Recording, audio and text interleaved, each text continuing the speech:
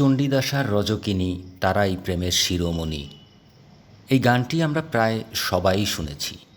হ্যাঁ বন্ধুরা, বাঙালি মাত্রই চণ্ডীদাস আর রজকিনী এই নাম দুটির সাথে আমরা কম বেশি সবাই যেমন পরিচিত, তেমনি পরিচিত ব্রাহ্মণপুত্র চণ্ডীদাসের সাথে ধোপা বা রজককন্যা রামী, যাকে আমরা রজকিনী নামে চিনি, তাদের অমর প্রেম কাহিনীর সাথেও। অন্য সকলের মতো তাই আমিও আজকে চলে এলাম প্রায় ৭০০ বছরের পুরাতন লোককথার প্রেম কাহিনী চণ্ডীদাস আর রজকিনীর স্মৃতিবিজড়িত মাগুরা জেলার শালিখা উপজেলার সেই শতখালী গ্রামের ধোপাখালী পাড়াতে। চণ্ডীদাস ও রজকিনীর বা রামীর প্রেম কাহিনী বাংলা সাহিত্য ও লোককথার অন্যতম বিখ্যাত কাহিনী। তবে ইতিহাসবিদদের মতে এই কাহিনীর কিছু অংশ ঐতিহাসিক তথ্যের উপর ভিত্তি করে হলেও অনেক অংশই লোককথা ও কিংবদন্তির মাধ্যমে গড়ে উঠেছে। মধ্যযুগের বৈষ্ণব কবি চণ্ডীদাস ছিলেন একজন ব্রাহ্মণ এবং দেবী বাসুলীর মন্দিরের পুরোহিত। তিনি রামী নামে রজক বা ধোপা পরিবারের এক সুন্দরী তরুণীর প্রেমে আবদ্ধ হন।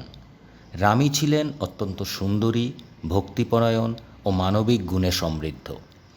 জাতিভেদে তাদের মধ্যে বিশাল সামাজিক দূরত্ব থাকলেও চণ্ডীদাস রামীর মধ্যে মানুষের সৌন্দর্য ও ঈশ্বরীয় প্রেমের প্রতিফলন দেখতে পান। সমাজ তাদের এই সম্পর্ক মেনে নেয়নি।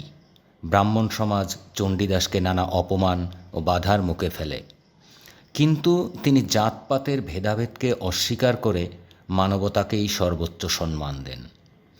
এই সেই চণ্ডীদাস যিনি বলেছিলেন, কহে চণ্ডীদাস শোনো হে মানুষ ভাই, সবার উপরে মানুষ সত্য, তাহার উপরে নাই। কথা বলেছিলেন মূলত রজকিনী নিচু জাতের ধোপাকন্যা হলেও সে ব্রাহ্মণ চণ্ডীদাসের প্রেমিক, মানে শুধুই একজন মানুষ।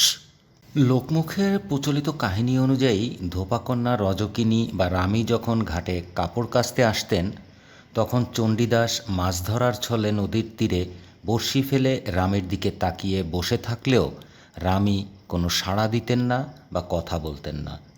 এভাবে কোনো কথা না বলে দীর্ঘ 12 বছর কেটে যাবার পর রজকিনী একদিন চণ্ডীদাসকে কৌতূহল নিয়ে প্রশ্ন করেন, কি গো ঠাকুর, বড়শিতে কি কোনো মাছ ধরা পড়ল? চণ্ডীদাস পুলকিত হয়ে তাৎক্ষণিক উত্তর দেন, হ্যাঁ, আজ একটি মাছ ধরা পড়েছে, যার অর্থ তার মনের কাঙ্ক্ষিত চাওয়া পূরণ হতে চলেছে।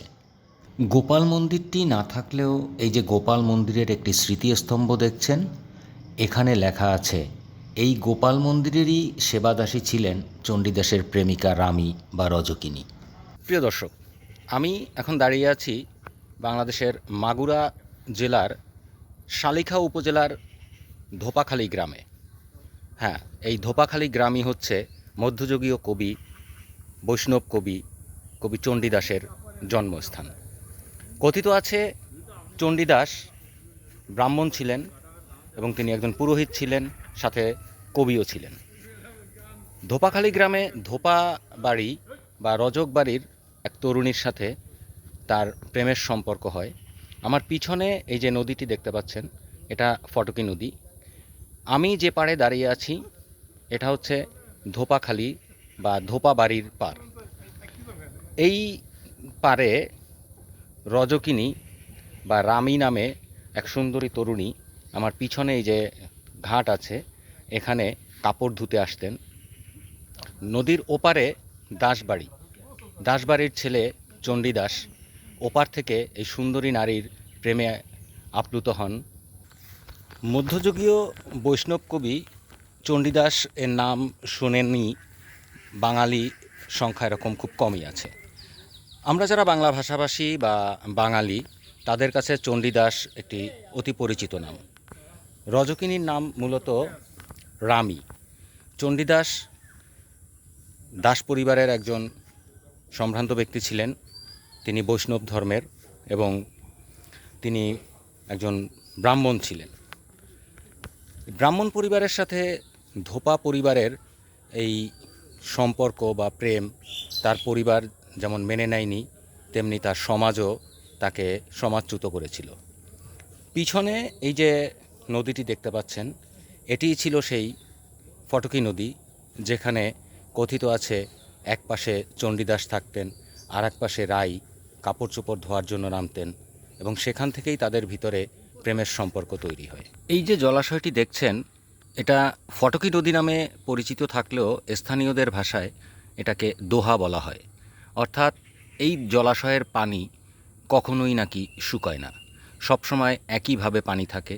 এই দোহার একটা পুরনো প্রচলিত প্রবাদ বা জনশ্রুতি আছে যে দোহার থেকে পুরনো আমলে লোকজন কোনো অনুষ্ঠানে কোনো থালা বাটি হাঁড়ি পাতিলের প্রয়োজন হলে এই দোহার কাছে এসে চাইলে এখান থেকে হাঁড়ি পাতিল থালা বাসন তীরে উঠে আসতো। এলাকার লোকজন সেই বাসনপত্র ব্যবহার করে পরবর্তীতে আবার এই দোহার পাড়ে রেখে গেলে কিছুক্ষণ পরে সেগুলো এই দোহায় নেমে যেত।